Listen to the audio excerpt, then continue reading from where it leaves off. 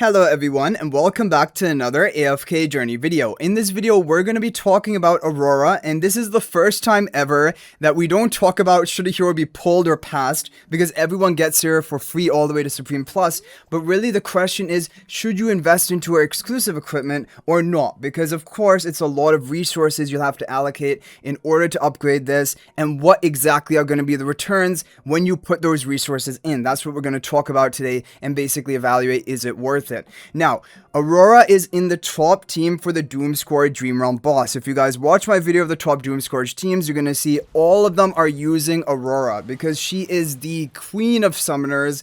She herself deals a lot of damage if you take a look at the damage chart, the highest, and also she buffs all other summons on the battlefield. And there is long-term value in that, because if any other summoning heroes come out in the future who are maybe really powerful or meta, I mean, you will definitely want to pair them up with Aurora, who is going to buff them by a pretty massive amount.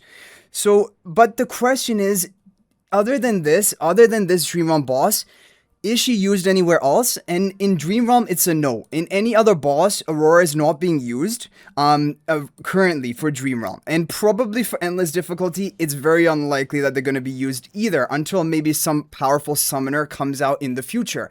Because really what happens right now is we're limited by how many summoning heroes we have. Floribel and Zany are basically the top two summoners in the game. And Zany is good, but she just doesn't have enough summons in her kit, so she doesn't benefit the full amount from Aurora's kit. And Floribel was kind of a completely useless hero until the Doomscourge boss came out and until Aurora came out. But now she's actually viable. But basically that's showing you that we don't have strong summoners, dedicated summoners in the game right now. And many heroes do not actually classify as summoners. Like, people have said, do Shamir's ghosts count as summons? No, they do not.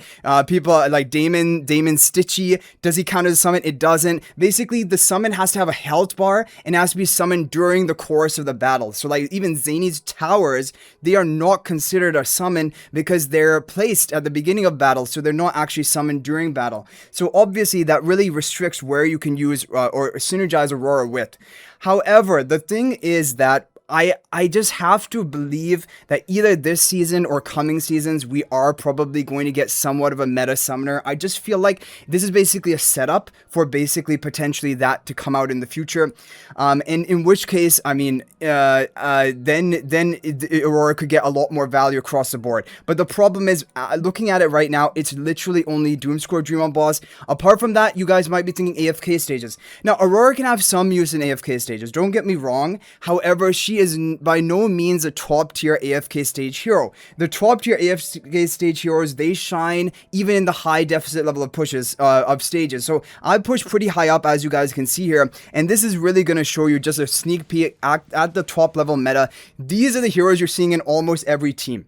Elna, Saida, sometimes Twins, Valara, Mahira. You are sometimes going to see some additional heroes. Let's just show you from the regular AFK stages as well. Theodore, of course, is being used quite occasionally, but Alna is just really dominating. Like, it was kind of way unpredicted how almost must-have Alna is for these higher stages. If we look at some other stages, but you look at this, Solis also is used, Hugin is used, of course, but those are really the key AFK stage heroes, and Aurora is nowhere really to be seen. So Aurora can be used, but she's not top-tier meta. And like earlier on, I mean, I think really what I see Aurora as is an AFK stage hero for newcomers, new players, because it can allow you to maybe get the Celestial Hypogean Phantomel in there. You're going to have her, like, you know, Supreme Plus earlier than maybe some of your other heroes. You can just throw her into her team and she can do pretty decently. But in the top level of stages, she is not great. Because again, like, you don't want to pair her up with any other summoner. They're just not very meta in AFK stages. Even Floribel, she's not very meta in AFK stages.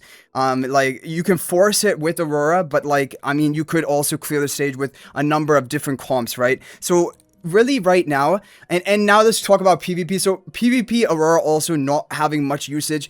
we need to experiment more, of course, and test things, but it's again the problem that there is no one great to pair her up with right now. A lot of her kit is revolving around having a strong summoning ally, and if you're just using her on her own without any other powerful summoner, you're not getting the full value of her kit. So I really think in the future, if a really powerful summoner hero comes out, whether it be for PvP, AFK stages, Dream Realm, then Aurora can slot into the team and maybe be much more important. But for right now, it's basically Doomscourge boss, some limited AFK stages, not top tier, but just like kind of, you can throw her into a team and it can work, but like you could clear with another team as well. So for all of those reasons, when we analyze all of that, I think it has to be for majority of players, if you're limited on resources, probably just leave her at +5 exclusive equipment. Probably best to just leave her there. Some people have taken her up to +10 because it isn't as big of an investment. But the thing is, right, for Dream Realm specifically, Doomscourge, there is going to be a pretty big score gap between even +10 and +15 because her +15 effect is very strong. It's causing 50% of the damage dealt by all summons to ignore defense. But of course, this is only useful if you have summoners on the team. Otherwise, you're just not going to get much value out of it. And so really, it's only good for the Doomscourge boss. And so, yeah, for all of those reasons, I say that for majority of players, you can leave her at +5. Honestly, that's good enough. But if you have plenty of resources, you have your other priority heroes already upgraded to +15, who are +15 priorities, you can consider +15ing her just for one Doomscourge Dream Realm boss. It's probably likely that she is going to be meta even in Endless. I don't even know for sure because we have no idea what to expect. This is a crazy boss, so I can't say with certainty, and that's another reason. Like you know, if you invest into her now and then she is phased out for Endless, it's gonna feel like a really bad investment, right? But I don't know. It's likely that she will also be there for Endless, probably for the whole season. But is that enough value to be dumping a lot of temporal essence into her? I would have to say probably not, and it really just, it hinges on if there is a powerful summoning ally who is released in the future, who is meta in one of the 3 major game modes, then I can definitely see Aurora as being a much higher priority to build, or invest into exclusive equipment. But for right now, it's very limited, very niche usage, and it's literally just one Dream Realm boss. Apart from that, it's not really needed pretty much anywhere.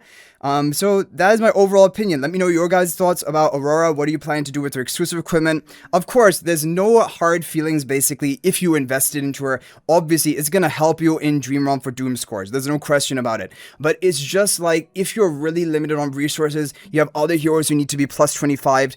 There are going to be other heroes who are higher priority than her. She's not the top priority for a +15 exclusive equipment basically. There are quite a few heroes who are above her in priority.